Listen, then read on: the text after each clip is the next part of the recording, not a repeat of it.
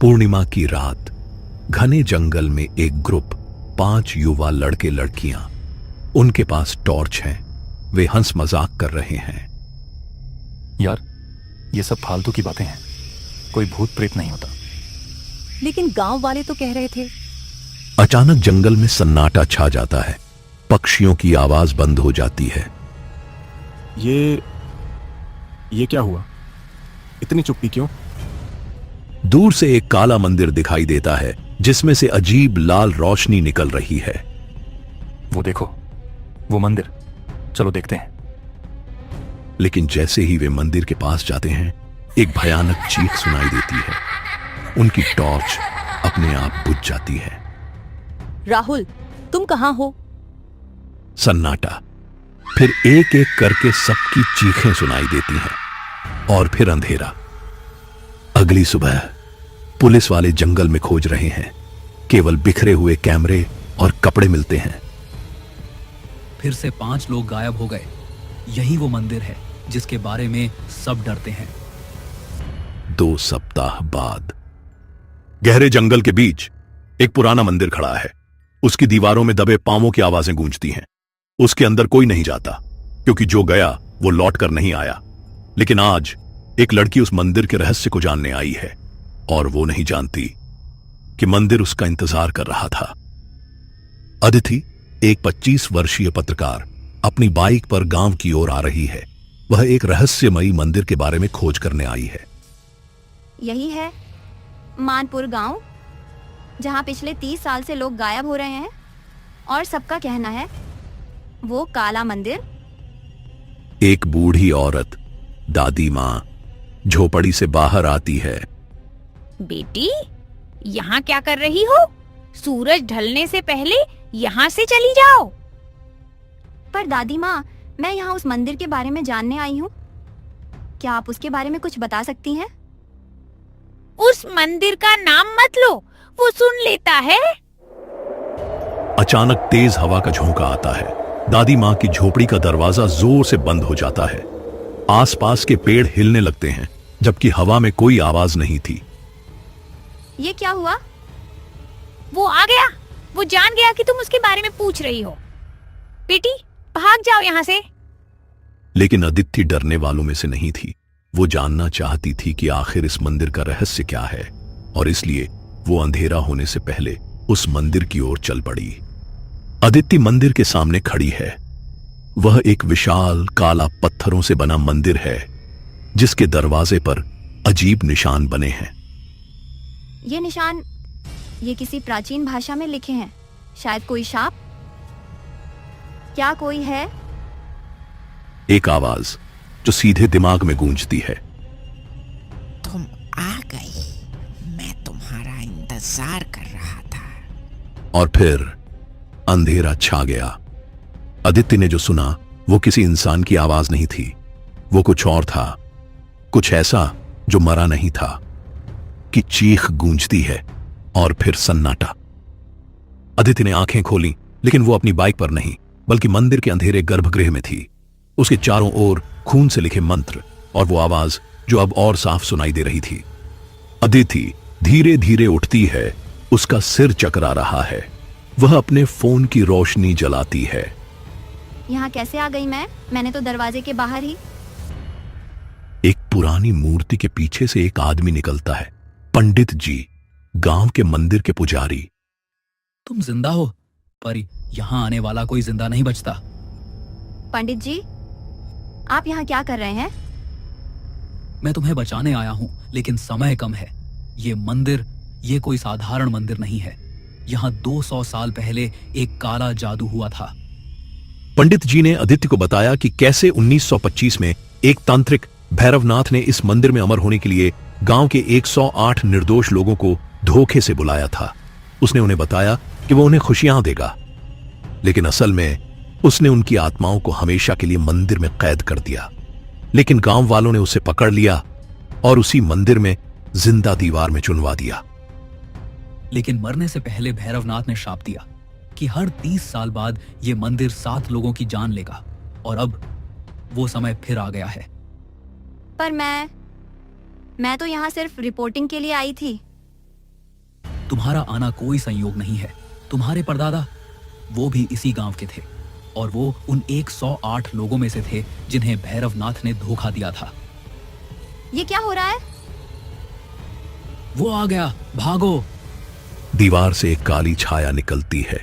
वो भैरवनाथ की आत्मा है। तुम मेरे हो, तुम सब मेरे हो। आदित्य और पंडित जी भागते हैं, लेकिन मंदिर का दरवाजा अपने आप बंद हो जाता है। आदित्य ने महसूस किया वो फंस चुकी है और भैरवनाथ की आत्मा अब उसके बहुत करीब थी।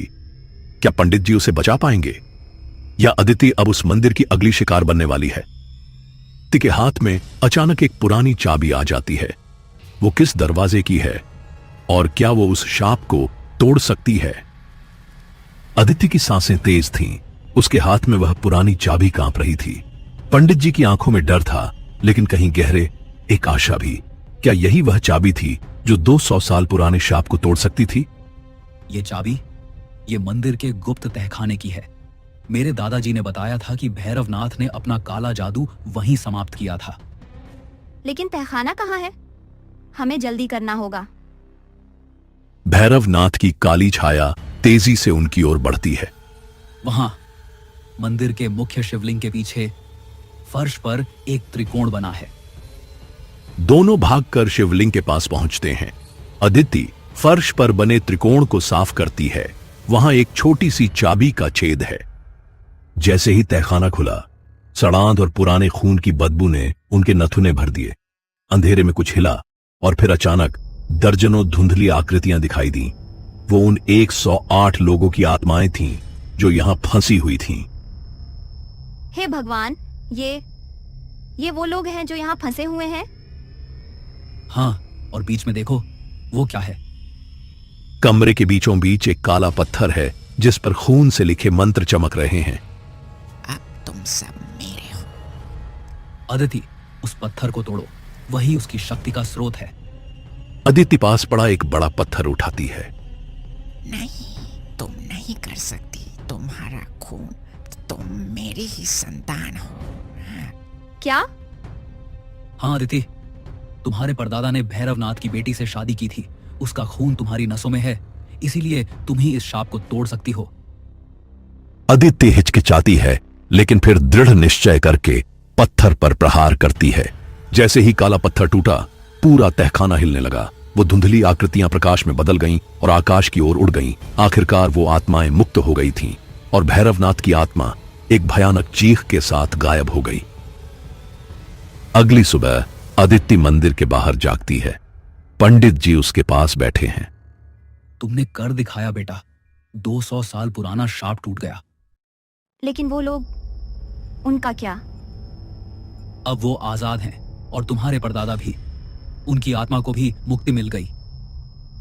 3 महीने बाद अदिति अपने दफ्तर में बैठी है। एक नए केस की फाइल देख रही है। अजमेर का काला कुआं, यहाँ भी लोग गायब हो रहे हैं। उसके सहयोगी संजय आते हैं। अदिति, तुम्हारे पास एक चिट्ठी आई है, पर भेजने वाले का नाम नहीं है। अदिति चिट्ठी खोलती है। उसमें पुराने अक्षरों में लिखा है। क्या लिखा है? जो काम तुमने शुरू किया है वो अभी अधूरा है। भैरवनाथ केवल एक था, उसके गुरु अभी भी जिंदा हैं। अचानक चिट्ठी की स्याही लाल हो जाती है और गायब हो जाती है। ये क्या था? संजय, मुझे लगता है हमारी लड़ाई अभी खत्म नहीं हुई। उसी रात अदिति के घर में वो सो रही है जब अचानक खिड़की खुल जाती है। एक काली छाया उसके कमरे में आती है। अदिति, तूने मेरे शिष्य को मारा है, लेकिन मैं तुझसे कहीं ज्यादा ताकतवर हूं। अदिति की नींद खुलती है। वो चौंकती है, लेकिन कमरे में कोई नहीं है। सपना था या हकीकत? वो उठकर आईने के पास जाती है। आईने में उसका अक्स नहीं, बल्कि एक बुजुर्ग तांत्रिक दिखाई देता है, भैरवनाथ का गुरु। खेल अभी शुरू हुआ है बेटी। भारत में 108 ऐसे शापित मंदिर हैं और मैं सबका मालिक हूं। आईना टूट जाता है। अदिति डर जाती है। दूसरे दिन सुबह पंडित जी अदिति से मिलने आते हैं। अदिति, मुझे कुछ और बताना था, भैरवनाथ के गुरु के बारे में। कैसे जानते हैं आप? क्योंकि रात को मुझे भी दिखा था वो। उसका नाम है काल रात्रि बाबा। वो 500 साल से जिंदा है। 500 साल? हाँ, और अब वो तुम्हारे पीछे है क्योंकि तुमने उसकी योजना में खलल डाला है। अचानक आदित्य के फोन पर मैसेज आता है, अजमेर आ जाओ, नहीं तो पूरा शहर तबाह हो जाएगा। ये कैसे आया मेरे फोन पर? अदिति, अब तुम्हें अकेले नहीं लड़ना होगा। एक गुप्त संगठन है, धर्म रक्षक। वो ऐसे तांत्रिकों से लड़ता है। अदिति को एक कार्ड देते हैं जिस पर सिर्फ एक फोन नंबर लिखा है। क्या करना होगा मुझे? जो तुम्हारी नियति है, पूरे भारत के शापित स्थानों को मुक्त करवाना। तुम चुनी गई हो। अगर मुझे लड़ना है तो लड़ दूंगी, लेकिन इस बार अकेले नहीं। अदिति की यात्रा अभी शुरू हुई है और इस तरह काला मंदिर अब सिर्फ एक खंडहर बनकर रह गया। लेकिन गांव वाले आज भी कहते हैं कभी कभी रात में वहां से शांति की आवाजें सुनाई देती हैं।